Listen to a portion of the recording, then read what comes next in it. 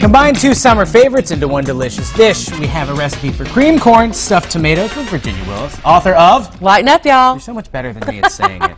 Oh, I wish I was better. Years of practice saying y'all. Yeah, entrenched practice. Let's start by hulling out a tomato, which I imagine is the first step. So this is wonderful. What grows together goes together. Okay, I like and that. corn and tomatoes are ripe at the same time. This is actually a gluten-free recipe, so Nice. this is good for folks. But the first thing we're going to do is I'm going to use a serrated knife. That's the easiest. Tomatoes are one of the hardest fruits or vegetables, whatever it is, to cut. Yes. Serrated knife's the way to go. Right? All right. So the next thing I'm going to do, I'm going to ask you to help me with this, please. Sure. So we're going to remove the pulp from the inside of the tomato with a melon baller. Okay. Okay? And while you're doing that, what I'm going to do is I'm going to heat up a little bit of oil, all right? And then we're going to add some poblano pepper. Poblano. What's the spice index of a poblano pepper? Not terrible, and I'm not certain of the Scoville units, but it's not very hot. But so a little bit worse than, or more spicy rather, than having a run-of-the-mill green pepper. Exactly, Okay. and I like this because I think it has a little bit more complexity. It's just a little bit of spice, kind of a smoky flavor. You could use a green bell pepper if you wanted. You could use a red bell pepper if you wanted to have a little bit of heat. You could put a jalapeno in here. We just want something with a little bit of crunch. Okay, and then the next thing I'm going to ask you to do for me, Sure. I'm putting you to work today. You know what? I like it. I got to sing for my supper. Exactly. So I'm going to ask you to shuck that corn. Sure.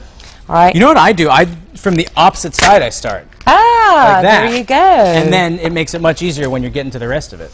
So the great thing when folks are choosing the corn like at the farm stand, the darker this is, This part right here on the top. the silks at the top, you want to Okay. look for really dark silks. Really? My granddaddy taught me that. I always see shows- people trying to peek at the grocery store. Right, They're right. They're corn whisperers, all of them.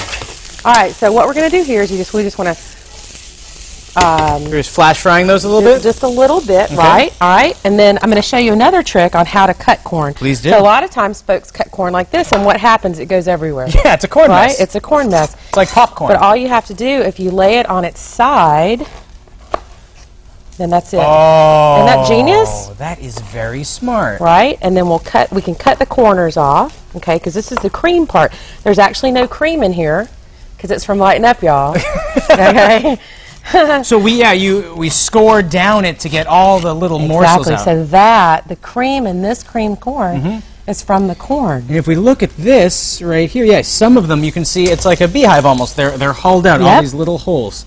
Exactly. So that's how you know you did a good job. Exactly. So now, it depends on the corn, how ripe the corn is. This time of year, I feel like you almost hardly have to cook it at all. It's funny, and you can eat raw corn too. It's not going to kill Yeah, you. no, it's not. Might Yeah, give you a just little bit of a tummy ache depending how much you eat. That's true. So just a quick light cook.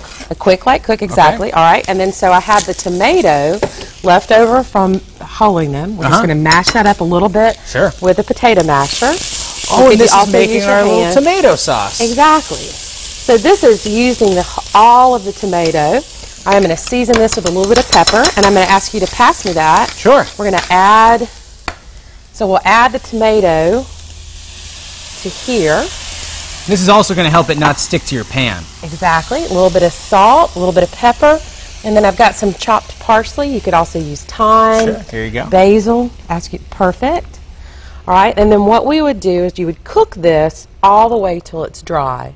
And it's just concentrating that tomato, concentrating the moisture. And so once it's evaporated, kind of like cooking rice, that's Exactly. when we load it all in here. Exactly. Last thing, sorry. Oh, okay. So I'm also using a little bit of Pecorino Romano. Okay. You could also use Parmesan. That would be fine.